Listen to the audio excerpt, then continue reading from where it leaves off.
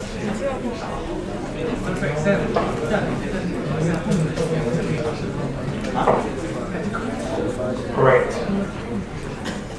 Hello, everyone. So I asked initially that anyone has the Mac to the old Mac to VGA converter, but nobody has it. So we're going to use the Word today. The recording is going to be on slides, so we're going to have slides eventually. We're going to use the Word just in case we needed it. All right. The last time we talked about, I'm asking you guys, we talked about question mark, right? Okay, I need to work on my acting skills, so maybe I should ask. Last time we talked about, right? Sounds more like a question now, right? Okay. So last time we talked about query processing. So we've seen how if we have a fragmented and we have a distributed database, so how can we process queries on the distributed database? We looked at the several steps that was the time before of how to do the optimization from decomposition, localization to optimization. And then we spent some time on the optimization. We've seen what kind of statistics the database can use. Right? We talked about the cost model. We talked about when you have I/O cost in a centralized system, it doesn't totally translate into the same optimization function when you have a distributed system because you have communication costs, you have parallelism, you have all these kind of things. So we talked about all of this last time.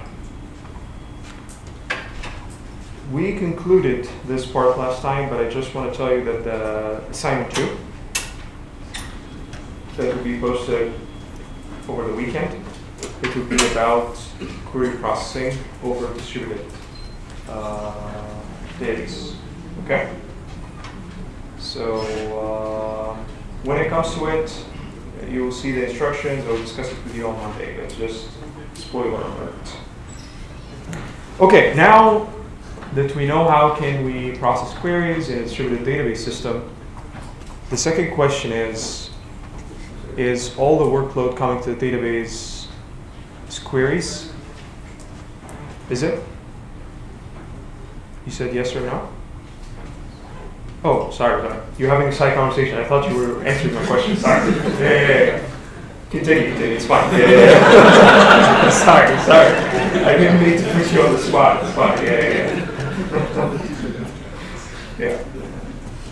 So, is all the workload are queries? Please. You have transactions. What do you mean by transactions? So you might want to update an existing entry. You want to do updates on the existing database. Exactly. So if the database is only about queries, our life would have been much easier. Okay? So now that we know how to optimize the queries and stuff like that. But if we have updates, what do we need to do? And why is managing the database becomes a challenging problem? So what do you guys think? Because you have transactions and you have queries.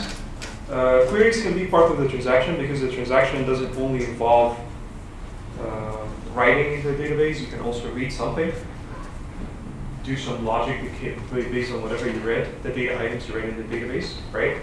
And then update the data. So you can read, let's assume you read data item X. So you read it, and you read data item Y also. Data item, I mean by this, any kind of data unit. It could be a tuple, it could be like a column in the database, it could be anything, right? And you've done some logic on both of them. So you read X and Y, you said X plus Y, right? And you modified the dot equals Z, right? And you modify the value of X later to be Z. So this is called a transaction. So you read some data, you did some logic on this data, and then you wrote back into the data. Or you wrote in a different data location. Very simple logic like that. so many applications require this kind of logic. Okay? But sometimes if you did read X, you want to ensure that you also read Y, you applied the logic, and then you did this right, all is in one unit.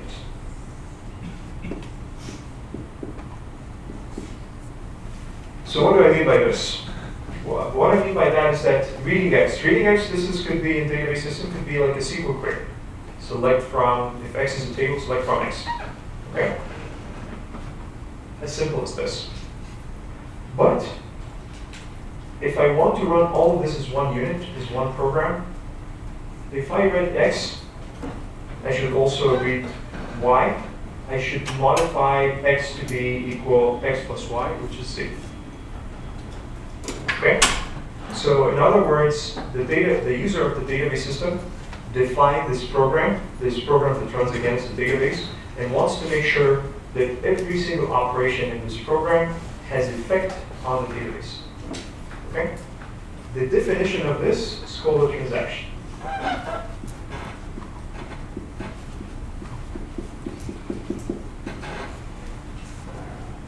So if you have, again, one transaction can contain only one operation, which is fine. Theoretically, it can happen.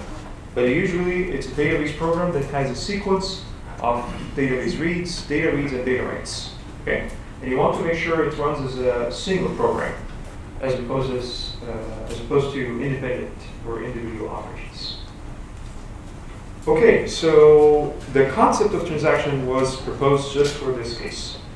And we're going to discuss in just a few minutes, like, very classic application. If you've taken database systems before, transactions, usually we map it to transactions that happen in a bank, right? Because it's a very easy example to understand. But it can be used in so many other applications. Okay, so now I have this transaction, T1. What if I have another transaction that either this user or this application or another application wants to perform on the database? So the other transaction is read Y, right? And then Z, like that's not Z, so whatever, N equal Y plus 1, and then you write into Y, you write N. So basically, you want to read Y, add a 1 to it, and then you write it back in the same location in the database. So that's another transaction. Let's call this T2. So these two transactions are both running on the same database. Not only this, they're both running on the same data items. So what is the shared data item here? It's Y. Okay. So what happens if the database system receives these two transactions? What should the database system react in this case?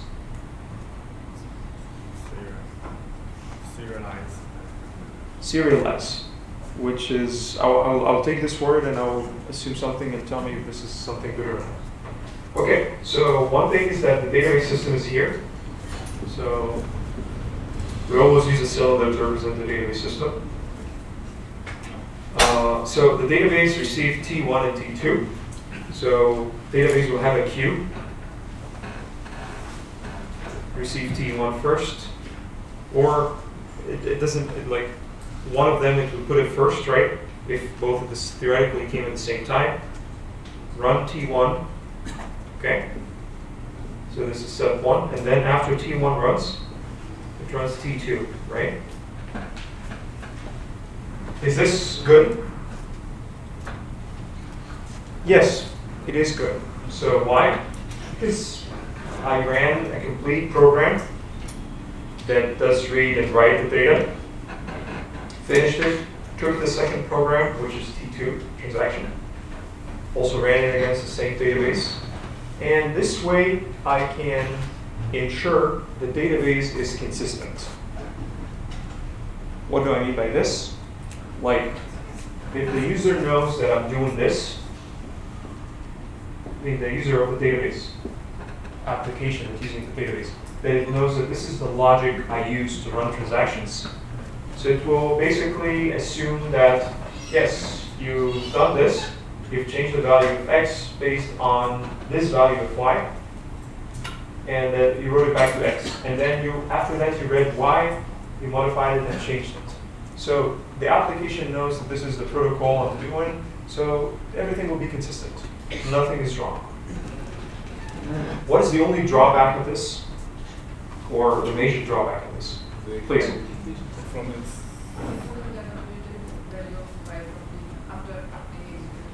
Sorry, that again, please.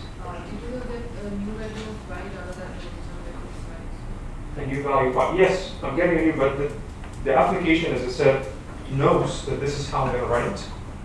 So it knows that, yes, I'm modifying it, and T2 will also get the same value. Please. one transaction would be waiting. One transaction will be waiting, right? So T2 has to wait till T1 finishes. And if T1, let's assume it's a way longer transaction, what's going to happen? Starvation. Yes. So you will reach a point that you have a lot of transactions that are coming to the system, and you have to wait for that queue to reach, for the transaction to reach its whatever order in the queue. So logically, it's going to keep the database consistent, but it will not be very efficient. So what is the solution for that?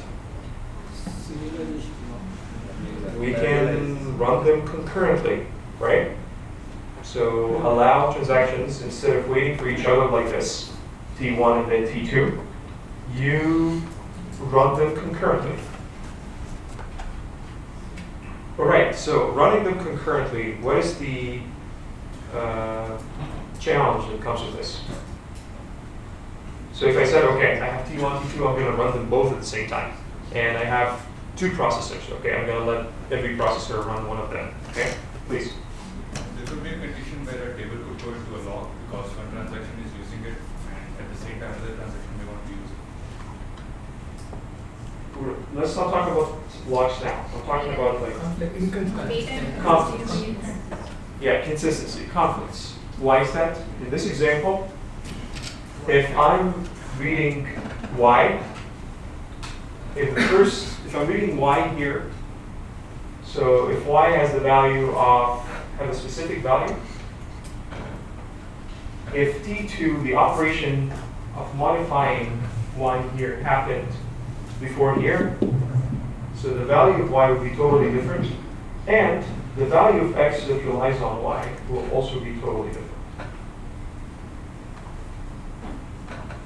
Right? So how would the database decide how to interleave the operations between multiple transactions? So should I do read y first, or write y here, or write x here first? So which one I should do first? So how can I interleave the order of these two transactions? The operations running in these two transactions. That is a challenge. And the main issue is we want to avoid inconsistency. So we want to avoid conflicts in the database. Why do we want to avoid conflicts? Because if there is a conflict, if there is no clear protocol to which these transactions run, applications will end up reading two different values of the data, and this will lead to inconsistency in the application. And in so many applications, it can lead to a disaster, this inconsistency. And again, a bank application is an example. So you're expecting an amount, and another user is expecting a different amount, so it's like crazy. You can go crazy that way. So transactions, we define now the concept of transaction, and we said, yes, we can run them in serial that way, and this way we ensure. If you run them in serial, in any order in serial, we ensure that there is consistency, right? Because this transaction runs in its entirety, and the logic can be easily understood. But if you run them concurrently, without paying attention, things can go wrong. It can lead to inconsistency. All right, so the idea is that, so you have a transaction, so the transaction begins here and ends here. And as we mentioned, it's a program. So before the transaction runs, there's a timeline here.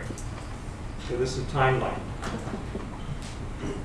So before the transaction runs, the database is in a consistent state. And the database system needs to ensure that after the transaction ends, it also leaves the database in a consistent state, irrespective of other transactions. Before and after, it needs to be in a consistent state.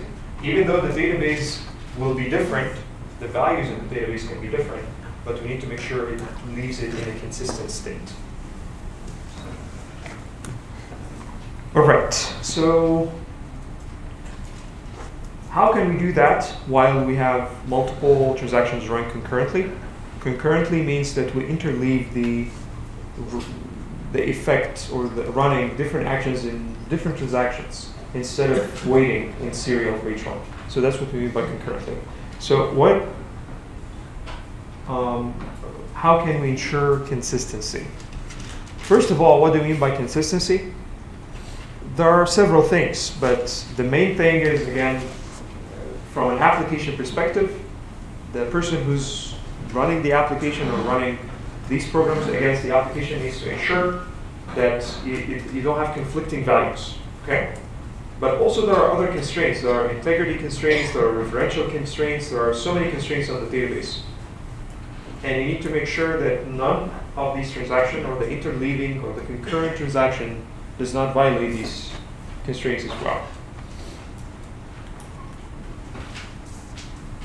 So this is why this research happened. I mean, this is like old news, so this research happened like 30 years ago or even more. Okay. So database researchers, people working in developing database systems, they figure we need to solve this problem. So, but before we define now the theory of transactions. What do we mean by concurrency? Let's define what are the desirable properties. If we have in a transaction, it can, it will not cause any problems in the database. And this is why, if you've taken a database course before, people came up with the asset properties. How many of you heard of the asset properties before? Right? Good. So atomicity, consistency, isolation, durability. I like that you guys know the names, right? I hope you understand the meaning too, right? So atomicity. So what do we mean by atomicity? It's all or none. Perfect. Perfect words. What do we mean by all or none? So in this case, if we have this transaction T1, all operations run, they have effect. They take effect, or none of them take effect. So it is an atomic unit, the transaction. And the database system needs to pay attention to that property. It needs to make sure this atomic unit runs in its entirety. That's what we mean by atomicity. Okay? So consistency. Consistency basically means no violation of the integrity constraints. So any transaction shall not violate the integrity constraints defined by the database design. So that's the second thing. The third thing is isolation. Isolation means, since you guys know, every transaction should run it on its own, independent of the transaction. yes, every transaction should run as if it's running in isolation, which means every transaction. So if I am the user writing this transaction, I shouldn't care about the fact that there are so many concurrent transactions running at the same time. So each transaction runs as if it's the only transaction running against the database. Okay? So, which means there is no logic that incorporates other transactions within this transaction. Okay? So that's isolation. The last one is durability. What does it mean? If any transaction wrote anything to the database and the database system signed a contract to the user who wrote the transaction, this program, and said it happened. So this means I ensured you that the transaction, this value that you wrote is actually written. The database system should make sure that it really happened, even with the existence of system failures, crashes, or anything, any hazards that happen in the system. If there is a hurricane and everything, like the whole machine got wiped out or anything like this, it still needs to ensure, as long as there is another storage. Okay? So that's what I mean by durability. Okay? So the contract that the database system signed with the user, there is something for it. So it means, we'll talk about that when the transaction is committed. That means that the system said to the user, don't worry, this is done, right? Whatever happens, this took effect. That's what we mean by durability. Make sense?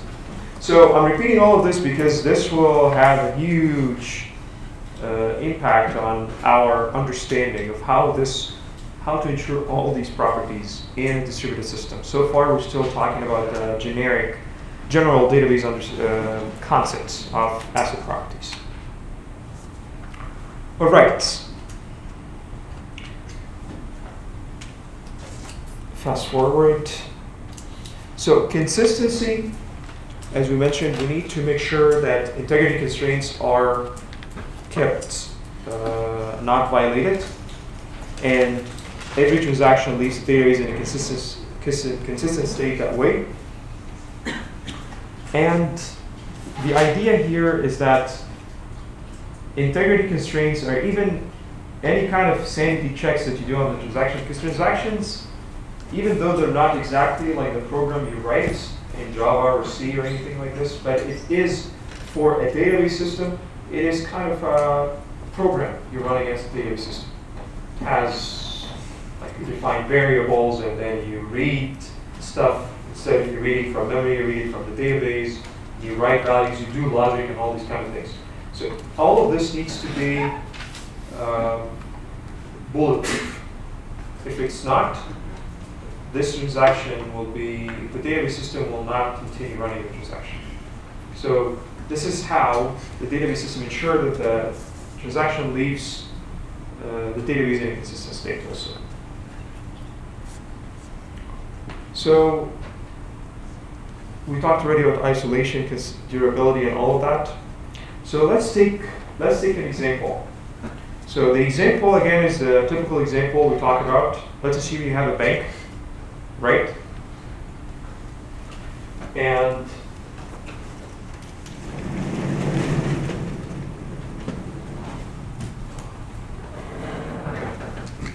so let's assume you have a bank, right? So you have two transactions, T1 and T2. So transaction T1, they're both read and write into the same data items. Okay? So transaction T1 does basically this.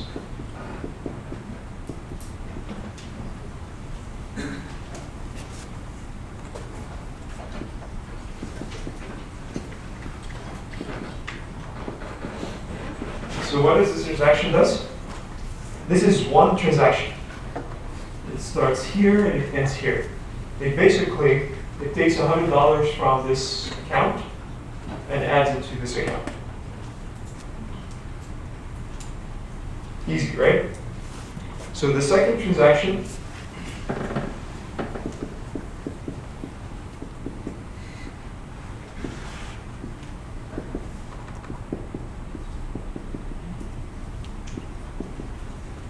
So what does this transaction mean?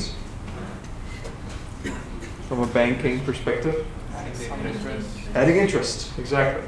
So first transaction took $100 from B, added to A. Second transaction added interest to both A and B. Okay, so let me ask you a couple of questions first, based on whatever we discussed. What happens if, while running this transaction, right, the computer, like whatever, crashed when you run T1? Let's assume you only have T1. What's going to happen? What is it? So you added $100 to A without subtracting this from B. What does this mean? The bank is losing money, right? So the bank losing money. The bank doesn't want to lose money, right? They never lose money, by the way. So it's like making sure nothing happens. So this is why the concept of transaction is necessary. Just even if it's a one transaction. So this way we ensure that if there's a crash that happened here, because of the concept of atomicity, okay, and also durability, if the system came back, it will actually not, it will undo this operation. Okay? So these concepts, there are so many ways of how to recover from failure and how to ensure atomicity. We'll talk about that as well. But again, you understand the concept now. All right. Assume that the transaction, we make sure that it runs in its entirety. But we have another transaction. If we run T1 first and then T2. So what's going to happen? Everything's fine, right? Because we did the balance transfer and then we added the interest. What if I did T2 first and then T1?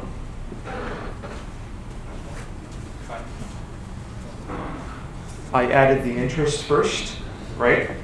And then I did the balance. So one of them will have more money in that case, right? But the bank doesn't care because it doesn't matter to them, right? It's just like whoever takes more money or not, that's separate, right? So this is why a lot of the people, whenever there is a transfer or anything like this, I'm not sure if you guys are familiar, but some people wait till the bank calculates the interest and then they do transfers, right? Yeah. It happens, yeah. It's some way to be good in financing, whatever it is, right? So yeah, some people wait until if you have a savings account, you make sure you don't take anything until the bank adds the interest, because otherwise you're losing some money. Of course, if you have $1,000, it's not going to make a huge difference, right? Because the interest is nothing. But some people have millions, right? So perhaps some of you have. I don't think you will be here if you have millions. Safe assignments, but maybe in the future, right? Yeah.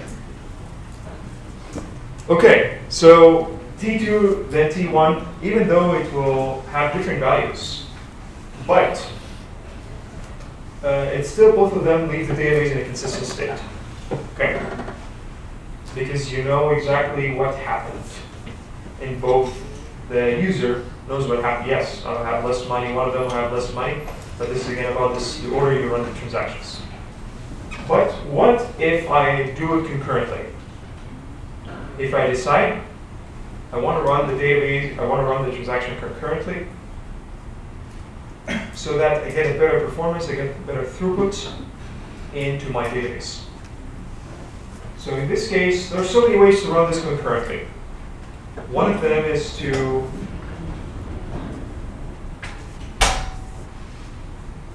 this, by the way, if you look at this is basically a read. You read A, and then you write into A, right? And this one is basically read B. Read B, and then write into D. Then you back. Do some logic, and then write. The same here. So read A, write A, read B, write A. So how can you interleave these transactions? What are the possible ways to do that? Any ideas? It's easy. 4 possible ways. Read A, write A, read. Then the second read B, write B. So I want something that interleaves the operations of the two transactions. So you said read A, write A. The first transaction read A and write A. So read A, so T1, Yeah. read A, write A, and then T2, T2 also read A and write A. read A, write A, and then T2 read B, write B. T2, read B, write B, Yeah. read B, write B, and then, TA read B, write B. okay, read B, write B. Okay, that's actually one way of interleaving the operations of the two transactions. They didn't wait for each other. Actually, we run part of A, run part of B, and then part of, so sorry, this was, okay, part of transaction 1, part of transaction 2, part of transaction 1, part of transaction 2. So interleave the operations of both transactions. Okay, so that is one way. What is another way? You separate the T2 and just switch T1 and T2 in this zone. So basically, that's one schedule, right? So the other one is T1, T2. You have also read A, write A, and then you have here read A, write A, right? And then read B, write B, and then read B, write B. This is also a possible way, right? So what do you think of this one? Is there any problem with this one? Give me the problems in very simple terms, like the A plus 100, what's going to happen in this case? In the bank transaction that we have here. T2 writes B before, and that is... We will have to pay extra interest. B will have to pay an extra interest. So, say now, I want to follow with you. I want you to say more. So you have read A. So assume that A was, like A will take $100, right? That's the first thing. So perfect. So plus 100. And then B. And then here, A will have like it already had the plus 100, and then also times the interest. Okay? So B will have the 100 still not taken from B, right? So it will have the interest.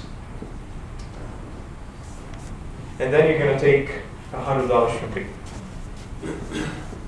Is there any problem with that? What is it? He is getting more. B is getting more money. So the bank gave an interest to both of them on on the amount with the $100 in it, right? So this means the bank is losing, right? And we don't want the bank to lose. And we want You want the bank to lose. Good try. never losing, man. Yeah. All right. So, and nothing against banks or something like that, especially if some of your family work in a bank or anything. They're still good people, right? They have nothing to do with it. Yeah. So yeah. So the bank lost here. So why? Because the idea is that while you're interleaving the transactions in this specific scenario, you read a value and then you update the value based later. You update it based, this value has been updated and the other transaction didn't notice, right? So in this case, there is something wrong in the logic and you'll never have consistency in this case. You don't know what's going on. While in these two cases, even though it will lead to different results, any one of them, but at least you know, okay, I'm running T1 and then T2. As a whole program, it makes sense. The logic is easy to track.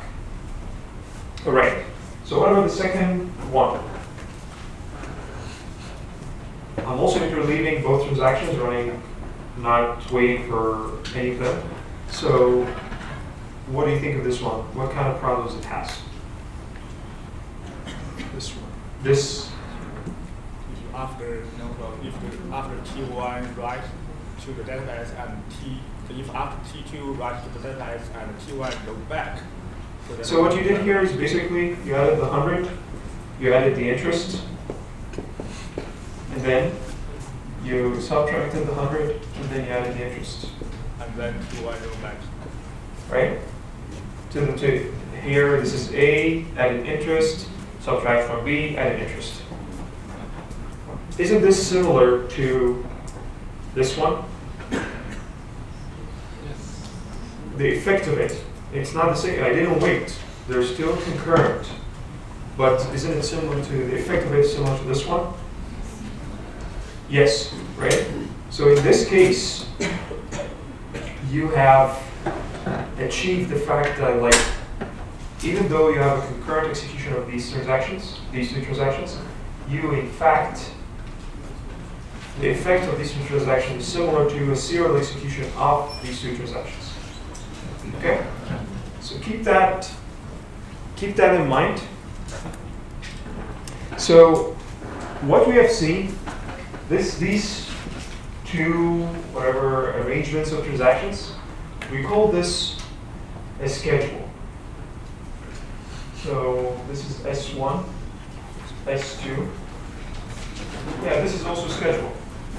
S3, S4. Any arrangement of the transactions running the database we call the schedule. And we call the schedule that runs the transactions in serial, we call it a serial schedule.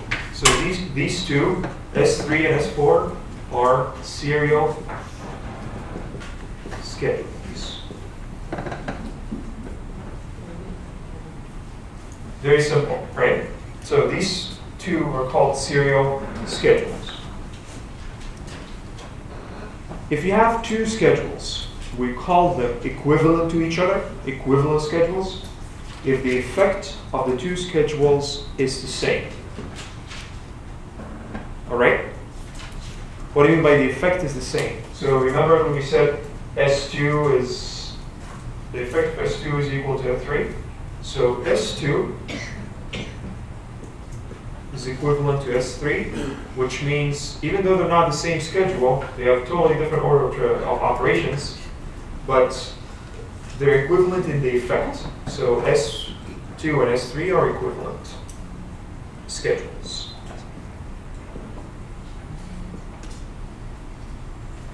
Make sense? Okay, so then I want to define something and call it a serializable schedule. So serializable schedule. A schedule S is called serializable if it's equivalent, same definition of equivalent we find here, to some serial schedule. Any serial schedule. So in that sense, again, I'm going to repeat it. A serializable schedule, or a schedule, is called serializable if it is equivalent to some serial schedule. Okay, so in that sense, question for you guys, S2, is it a serializable schedule or not? Yes. Okay, great. Why? Because it is equivalent to some serial schedule, which is S3. S1, is it a serializable schedule or no? Why? The effect, it's not equivalent to any serial schedule. So it's not serializable. So S1, the two possible serial schedules are either S3 or S4. You're on T1, T2, or T2, then T1. So the effect of S1 is not equivalent to neither S3 nor S4. So it is not a serial schedule. Perfect? Keep that in mind because this will affect all the decisions we take about how to run transactions in a database system. All right, so let's take more examples here. So if you have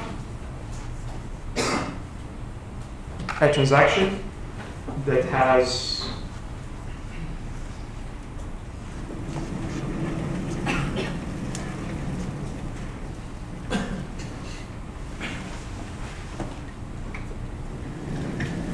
there's a lot of these. That's cool.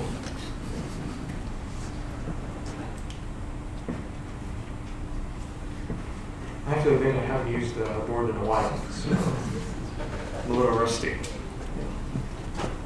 But it's not going too bad, right? Okay, so is it going bad? Not bad.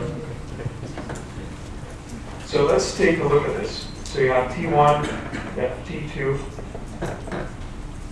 and you have read A, write A, sir. Read A, write A, and then you have read B,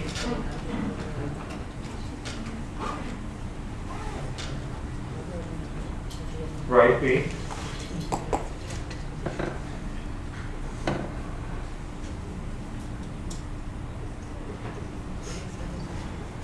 words. There it is.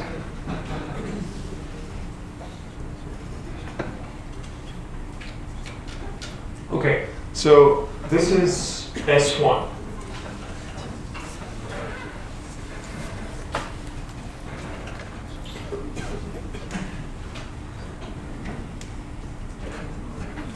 S1. Do you guys find any problems with this? Or no? You can say no, it's fine. So it's basically, again, we're following, the only thing I want to tell you is that abort means you abort a transaction, everything that happened in the transaction. Commit means that you commit this transaction. As simple as this. So, given this schedule, do you think there is a problem with this schedule? What is it? One person, please. Did you read something, read a transaction which was aborted and committed on that? So What is the problem with that? We don't read a transaction. We read a data item or something. Yeah. So explain that again, please. So did you read some Read A. Yeah. Read Right. A on T1. Read A after T1 actually wrote something into it. Okay. So this means it read a new value of T1 based on of A based on T1 logic and It committed on but T1 aborted after reading. but T1 aborted. This means that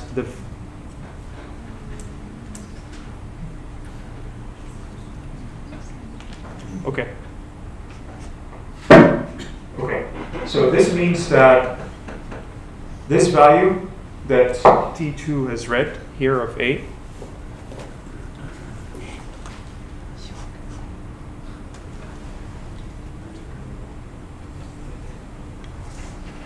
okay, this means that the value that T2 has read, the value of A, it's actually not consistent anymore. Because so this value is not consistent anymore. Because if this value became, let's assume it was 5 and became 10 here, you're reading the 10 even though this 10 has no effect anymore. So you're reading uncommitted value. And this is wrong. You need to make sure that even though you interleave the actions of the transactions, you don't read uncommitted values. Okay. What if the transaction, we have another schedule that has read A,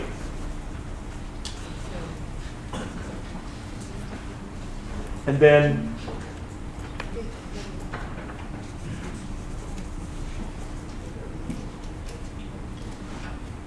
the commit happens here. So I will just use a C. And then you have read A, write A here.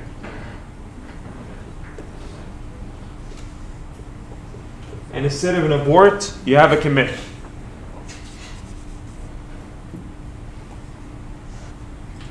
Is there any problem here? Yes. Why? Because it's read the updated value of T2 and You read a value, right, which is A. And then another transaction updated this, read it and updated this value. Fine so far. But the same transaction back read this value again. So the two versions of this A are different actually. So here it's 5 and here it's 10 maybe. Because T2 updated it. What does this mean? It means it can lead to inconsistency, right? It may. So it violates the concept of isolation. So in this case, the transaction, and one time in the transaction you read the value for A, and at a different time you read a totally different value, even though this transaction didn't change it. So this way the transaction is not running in isolation. So we call this unrepeatable reads. That's a problem when you don't take care of it. Okay, so let's assume you write A, and then you write B here,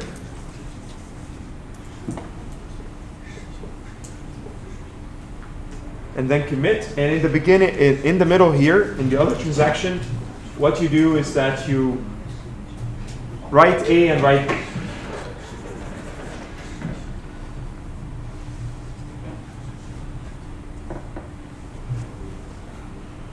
Any problem here?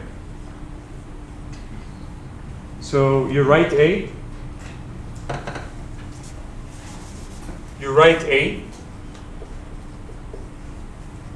T2, you do write A, write B, commit, and then T1, write B, and commit. Any problem with that? What is it? B gets more interest. B gets more interest. Which means, why is this happening? Because P2 of WB, like right of B, happens first before P1. Explain more. I want more explanation. Yeah. So like initially actually, without deducting the $100, it is actually adding interest to it, and after that it pays. So it's going to get more. So you're writing uncommitted value. So it has been written, and you're writing on it, right? Even though it's not committed yet. Sounds good. So this is perfect. So I'm just giving you these examples so that you figure out what are the cases that we need to, the anomalies that we need to account for. So in this case, we're overriding uncommitted data. Can I explain more? The last. It's just right. It didn't read. Yeah, but you're writing uncommitted data. Uncommitted.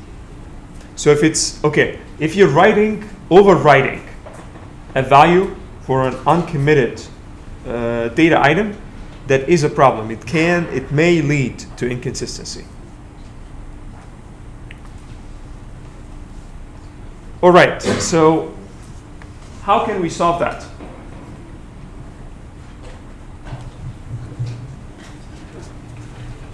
How can we solve, not this in general, all these problems?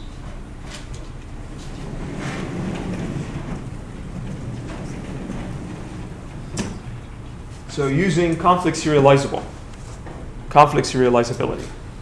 So what does it mean? So let's review this. The idea here is that I want to make sure that all schedules are like the schedule that I choose, anyone, S1, S2, S3, anyone. Any schedule. It is conflict serializable. So again, we call two schedules conflict equivalent if they involve the same actions of the transactions that we have. That's easy. And every pair of conflicting actions is ordered the same way. So is it the same as equivalent? No, it's conflict equivalent. Conflict equivalent, it kind of localized the concept of equivalence between two schedules in the fact that the two schedules have the same actions of the same transactions, but every two conflicting actions are ordered the same way. Okay? We call these two schedules, in this case, conflict equivalent. And a schedule is conflict serializable if it's equivalent, conflict equivalent to some serial schedule. Please. Question in the last example. Like I couldn't figure out that if we are not reading, just writing in both the transactions, then how can there be problem with consistency? The last example which you do, where there are just two writes in D1 and two writes in D2. Okay, This so question which he asked. so if you're writing uncommitted value, that is a problem, right? So if the value is 5, for instance, another transaction changed it to be 10, and you're writing to that 10. But we are not reading that previous value, right? Anywhere. So there should be Yes, not- but I mean the idea is that it's uncommitted. What if the other transaction wants to read it later also? So it will be like a huge, it will be an issue, right? So coming back to conflict serializable. So a schedule is conflict serializable if it's conflict equivalent to some serial schedule. This is the definition. Okay, so in that sense, is this schedule S1 conflict serializable? S1. No. Why is that? What are the conflicting operations here in the two in the two transactions?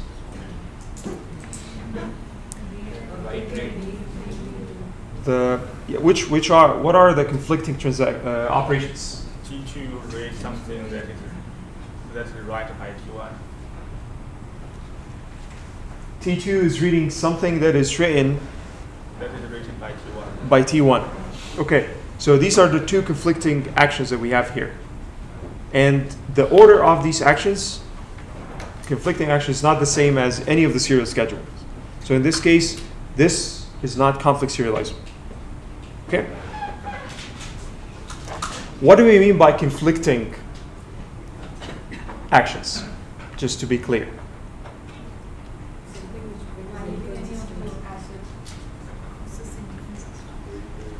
Same data, read and Conflicting actions are, you have one transaction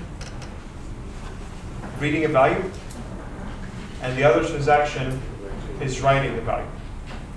Very simple like this, right? Why are these conflicting actions?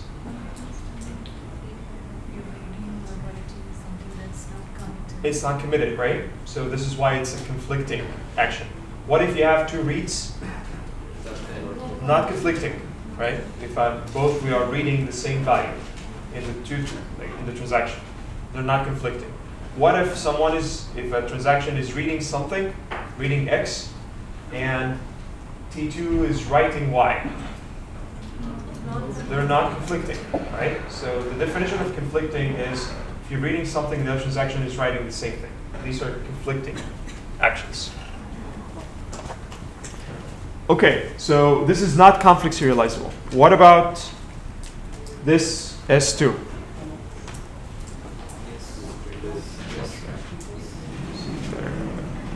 S2. it is conflict serializable. Why is that? All the directions of the conflicts are in the same as like T1, T2 serializable schedule. As in T1, T2. So all the conflicting actions between the two transactions, they're ordered the same way as in S3, which is a serial schedule. So it is conflict equivalent to S3. And in this case, it is conflict serializable. So what if I have a schedule like T1, T2? Is it conflict serializable? If I do T1 and then do T2. It is. Theoretically, it is, right? It is a serial schedule, actually. So it's conflict equivalent to itself. Yes. Okay? But usually if you want, but in this case you don't do the concurrency. So you gain nothing. So we're talking about mostly things that interleave actions. Okay, so having said all of this, so there is a theory that will help database systems, that helps already database systems to define what is a good schedule. Okay, what is a conflict serializable schedule? So in this case, there is a very systematic way to defining this. So if you have two transactions like that, T1 and T2, so you have T1, you have T2, you build something we call the dependency graph. Okay? And the dependency graph, basically, it adds an edge between T1 and T2 if T1 is reading something written by T2 or T2 is reading something written by T1. So the edge, you add an edge in any of these cases. So each node in this dependency graph is a transaction. So you have transaction 1, transaction 2, all right? And then you have an edge between T1 and T2 if T1 reads a value written by T2. And you add an edge between T2 from T2 to T1, okay?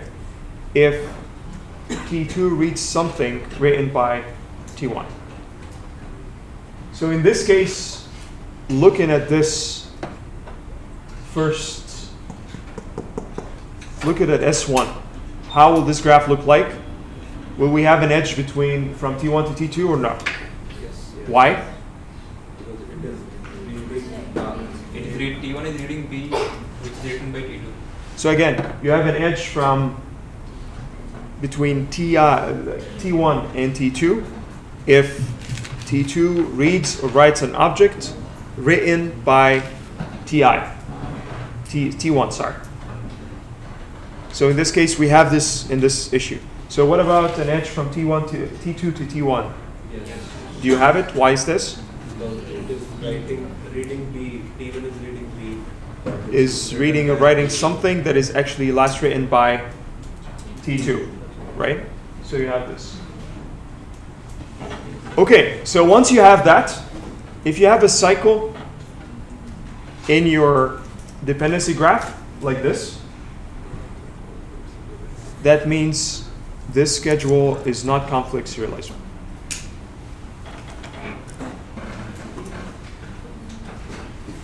Let's take a look at S2. What about S2? We have T1 and T2.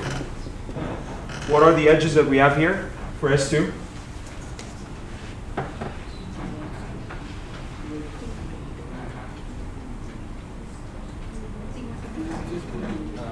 T2 relies on T1. T2 relies on T1. So again, an edge between Ti and Tj exists when Tj reads or writes a value written by Ti. So do we have this in, what will be the edges in S2 in this case? T1 to T2. T1 to T2. Why is that? T2 T2 reads A after T1. Okay. So what about anything between T2 and T2 also read B. no. Wait a minute. So anything. Do we have any cycles in this case or not? Why?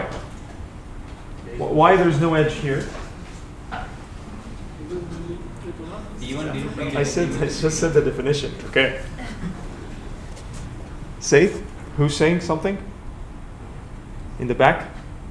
T1 is reading the value of B before, from T2 because T2 hasn't updated it, so it's just getting the value from the database. So it's not reading something last written by T2. So in this case, we don't have another edge. So in this case, this one is conflict serializable because it doesn't have any cycles. So why I'm telling you about this dependency graph? Because dependency graph is a systematic way for the database system. It's an algorithm, right? You build this data structure, and if you have any cycles, not conflict serializable. If it's acyclic, it's conflict serializable, it's safe to go.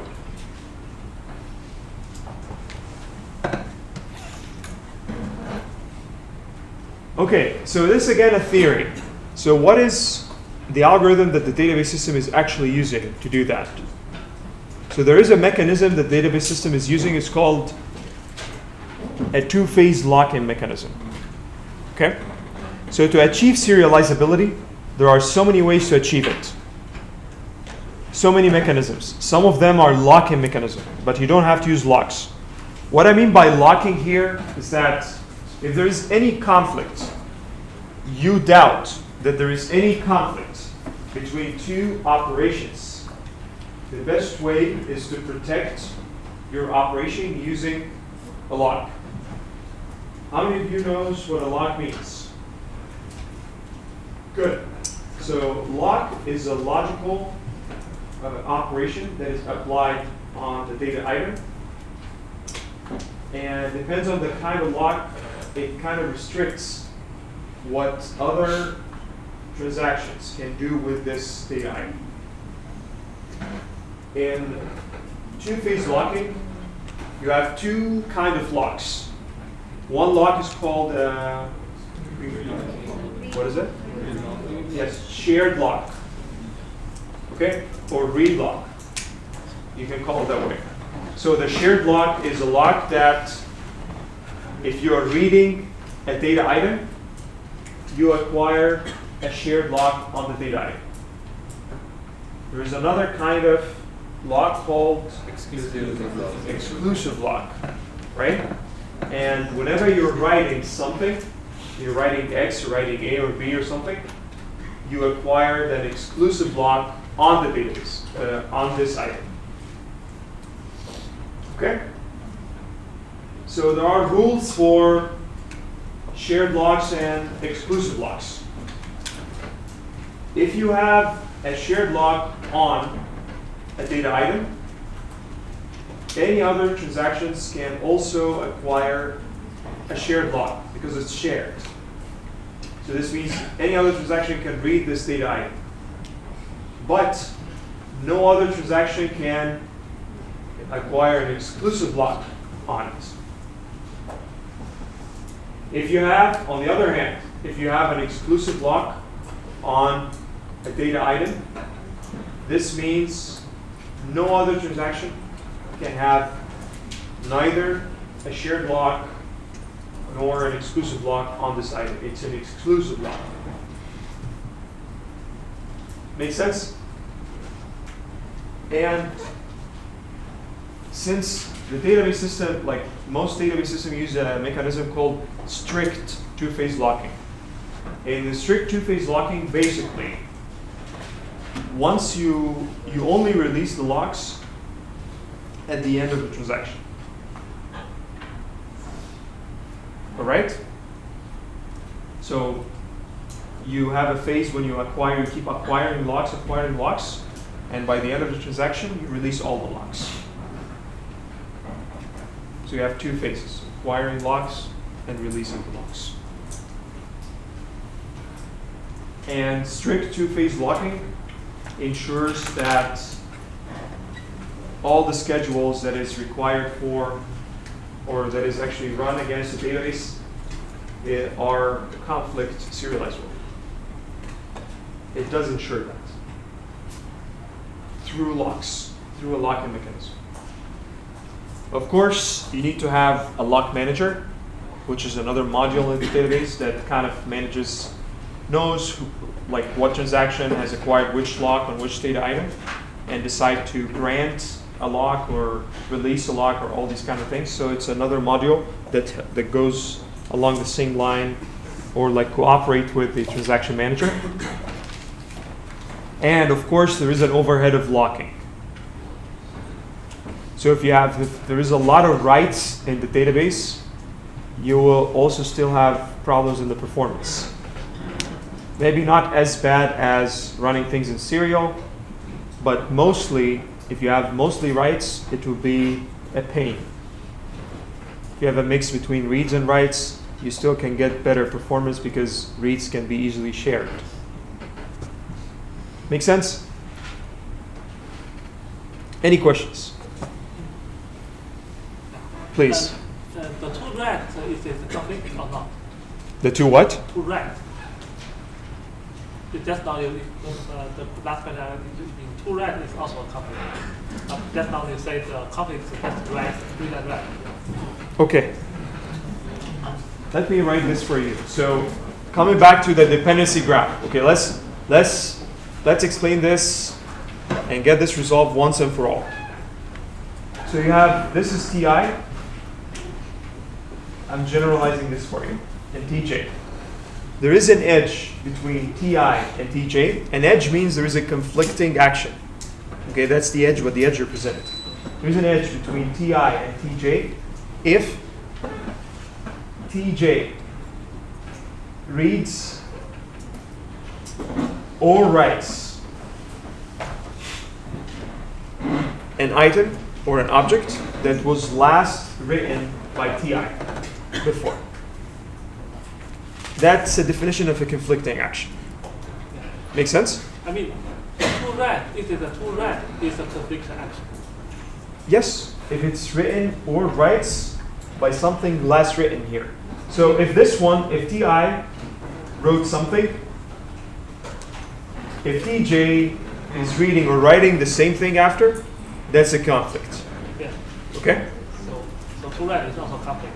Yes, it is. Yeah, it is a conflict. But a conflict doesn't mean it's not conflict serializable. Okay? Conflict serializable happens when you have only the cycle. When there is no cycle, it's conflict serializable. The opposite means it's not conflict serializable. All right, thank you so much.